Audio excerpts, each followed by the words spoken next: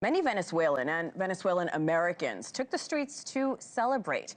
Since 2013, when Maduro came to power, about 8 million residents left the country. In Queens, New York, there's a vibrant Venezuelan community, which is where we can find NewsNation's Marcus Espinoza.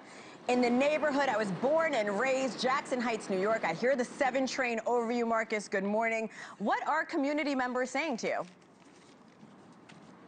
Hey, Hena, yeah, I had the train come over right when we were about to talk here. Just to show you and highlight here, we have the 7 train, the iconic 7 train here in Queens. I'm standing in front of 87th Street, and so a lot of folks know this area here. This is Little Crocus, basically, for a lot of Venezuelans. There's not a massive population number-wise of Venezuelans in New York, but that number is growing, and that is something that I wanted to find out about. I went to the streets where they went to yesterday to celebrate. I wanted to try to talk to them personally, one-on-one, Venezuelans that immigrated here 10 and 20 years ago now, and I wanted to get their perspective on that massive news that took place yesterday, and I wanted to hear what they thought about the fact that Maduro was now gone. And on top of that, I went to Brooklyn and I spoke with folks at a cafe/restaurant that is owned by a native Venezuelan, and the fact that not only was Maduro removed, but that he is now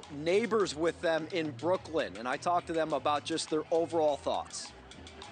Claro que sí, papá. Felicidades. Felicidades. We are just rejoicing today. It's just an incredible, fantastic, fabulous day. It's a big surprise, something that we were waiting for a long time. It's amazing. We've been waiting for this day for decades. We're so thrilled and happy. And so you have the politics and the legality that we've been covering very well on this story since yesterday. Since you and I got on air, you've been doing a great job steering this ship and trying to explain to people the political consequences, Hena. But when you remove the politics and you talk to the people who are most affected by this, those who grew up in Venezuela, those who lived there, those who fled because of the situation there. I spoke with many who left because of who was in power there, and I also asked them if they would ever go back now that he is removed. A lot of them said yes, but with a little bit of hesitancy. They want to see how this plays out, Hena. Understandably, there's so much uncertainty out there. You can always count on the 7 train being on time. I will say that. It runs every 5 minutes. So we saw a lot of the celebrations. We also saw a lot of protests. Tell me more about that, Marcus.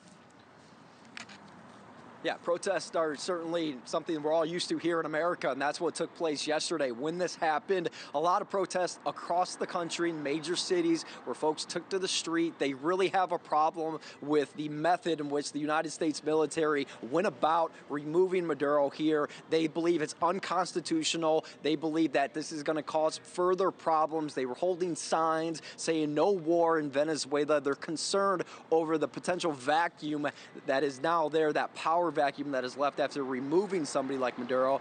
And so that is the other side of this as well. So you have the political side, you have the human rights side, you have folks who are from there. It is certainly I would call it a crock pot of emotions. You got everything in there you could possibly think of, and so there's a lot to deal with. But that is the best way, I think, is to ask people personally what they think and then go from there. Yes, who were personally affected here. Marcus Espinoza in my hometown of Jackson Heights, Queens, New York. Thank you so much, Marcus. And thank you for watching. Subscribe below and download our NewsNation app right now on your phone, and you will get fact-based, unbiased news for all Americans.